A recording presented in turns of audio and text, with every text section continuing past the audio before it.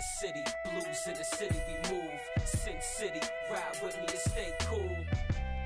It's so real out here.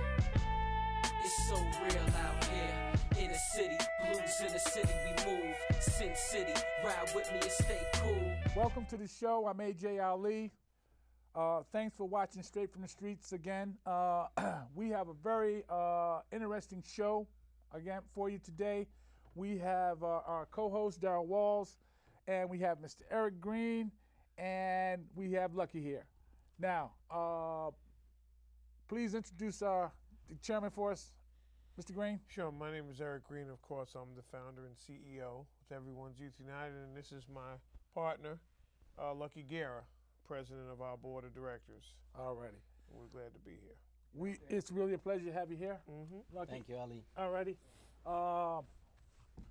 One of the things that we want to talk about today is the fact that you guys have done something that I think is the biggest thing that's happened around here in a number of years. You brought Russell Simmons to town, which I think is a huge, huge inspiration. Lucky, we've just met, so we're gonna have to, as time goes on, we'll get to know each other a little better. Of course. But when we look at the whole city, and that's what we're dedicated to, the whole county. We know that we understand that there is so much work that has to be done that we need to start thinking about coming together and working on this problem together. Mr.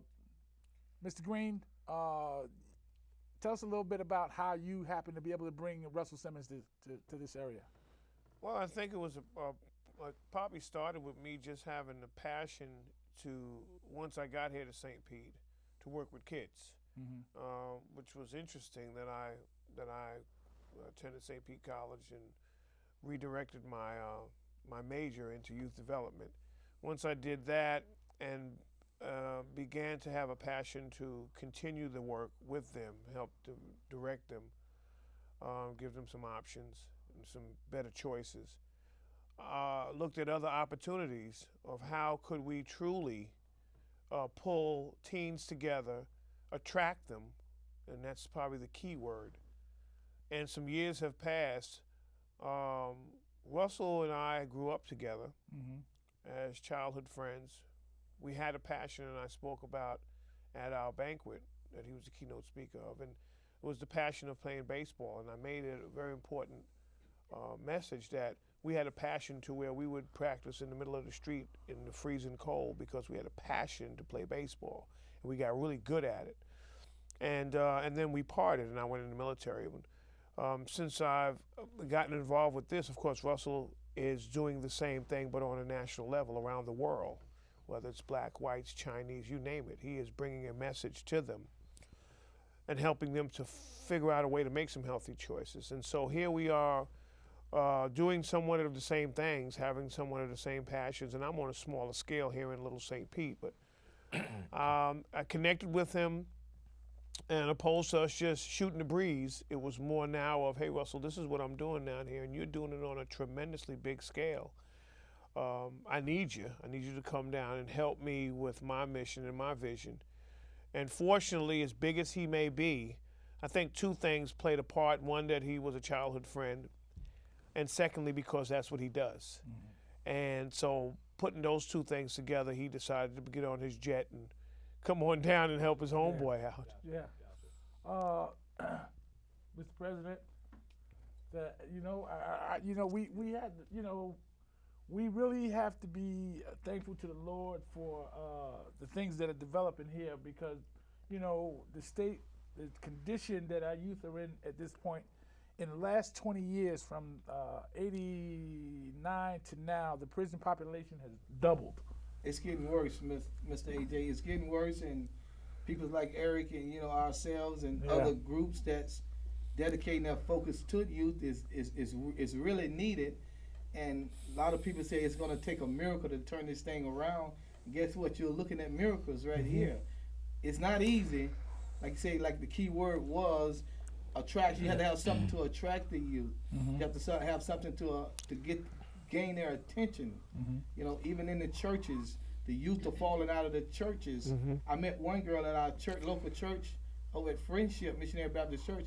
This girl told me, she said, I can't wait till I get 18 where I can stop coming to church. Her mom used to make her go to church, and that was sad that we don't have nothing to attract her there. And I don't know if she in the street. I haven't seen her in a while, but most of our youth, you can ride up in the street in any city, you'll see youth hanging out trying to make something happen, and they're doing it, going about it the wrong way, hanging on the corner, maybe getting involved with drugs or illegal activities, and that's what programs like EYU, Young Entrepreneurs Mentors Program, we're coming together and trying to make something happen for these youth, and it's well needed, and we're on a mission, and we're trying to make it happen. That's right. Mr. Guerrero? Yes. On we believe that we need some new innovative ideas in order to attract the youth that there was a time when we had a more family oriented community, but as during the late 70s and the 80s, when I got to get mine money type of mentality started, it made a lot of people start to forget about, being a good neighbor, but no matter what happens, I got to get my money, and no matter what I got to do, I got to get my money. I mean, what are some of the ideas that you think we can, some things that we can talk about that can help to attract our youth and turn them in the right direction?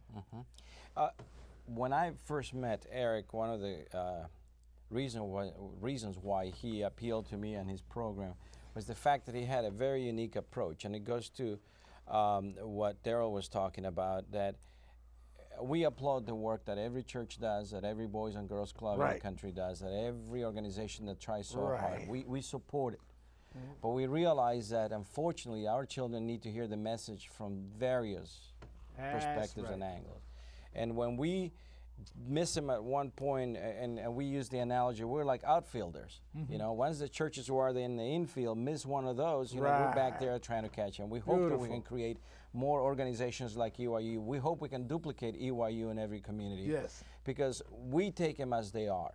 We make no judgment of them when we meet them, and that is that's needed because children are very smart, and when they sense that negativity that comes from a judgmental perspective, we as adults were telling them something that they perceive that and they react to that negativity, and so we think and say, well, why are they being so negative? Why are they being so rebellious? Well, we first convey that to them. I heard from a parent the other day that he says, he started raising his kids, and even if they got an A and the rest were C's and D's, he pointed out the A and said, you'll be able, as soon as you get ready mentally, you'll be able to get those other grades up to an A because you can do it. And sometimes we get impatient with our children. So Eric was very clear about what he wanted to do, and I, at the time, was relocating to St. Pete, and I had a burning desire to do something for the community. I love St. Pete.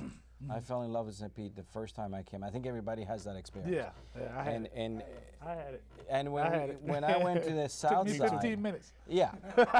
I didn't want to come, but 15 minutes. When we bought our home in the south side of St. Pete, I loved the community. It was just a very attractive, and there's a wealth of history in this town. So I had that desire, and Eric, I said, I'm getting myself situated here with my business as soon as I have a chance. And he called me. It took no time, right? He called me because he needed the help. And what I see my role, and going to your question also about what we can do is, I need to raise awareness among the business community that they can look at these children in a positive way. There is so much talent in this town. There is so much positive from these kids. We see it with the marching band. We see it with the talent show that Eric does every year. He's been doing it for 6 years now. We see it when we interact with these children. All we give them is an opportunity. We empower them and say, can you do this? And they rise to the occasion and they do it. They lead each other into good activities. They help each other. It's not an easy task. It doesn't happen overnight. They still get a lot of negotiation going back and forth between us and them and then and each other. But what we see is something that comes from them. So whereas adults sometimes we fall into that trap of trying to be critical and judgmental, they're showing us that they can do a better job. All right. And we as adults and as business people, nowadays we live in a climate in this country where, we are in a good position as business people. We need to put back into those communities. Absolutely. Yes.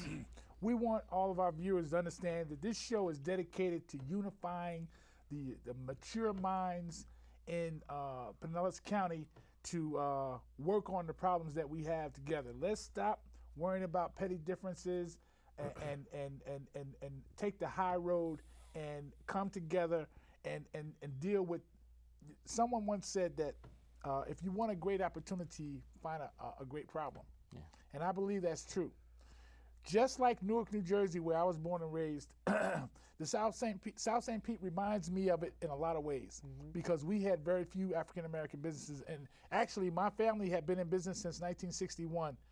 And we had 3% of the city was African American owned businesses, you know, and it's the largest city in the state of New Jersey. Sure. I see a lot of the same thing here. And what we have to get our youth, and more than our youth, we have to get our parents to understand that small business is an engine for employment. Yeah. And then when we start having more small businesses and start letting our kids, teach our kids to run the small business, then we can turn a kid from going out selling drugs. He'll have the pride of being a business owner on his own. So we want our viewers to understand that this is a call out. You know, Mr. Green and Mr. Guerrero, they're here. Our co-host, Mr. President, Darrell Walls, Platinum Oak Entertainment. We're saying if you want interested in being a part of a unified entity, contact the station. They'll contact us, and we'll be in contact with you in the future. We're calling you out. That's what we're doing. That's what we're doing. We're saying if you're serious and you really want to help, we're saying let's come together and see what we can come up with. Our last show was on the boot camps.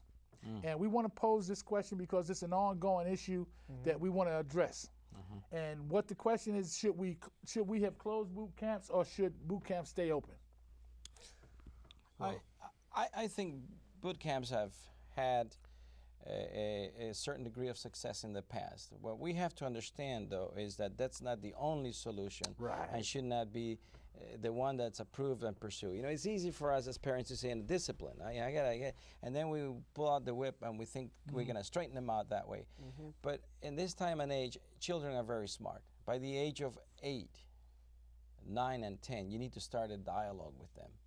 You need to start making them understand that, I don't have to use, to spank you to get you to understand what I'm trying to. We need to be smart parents.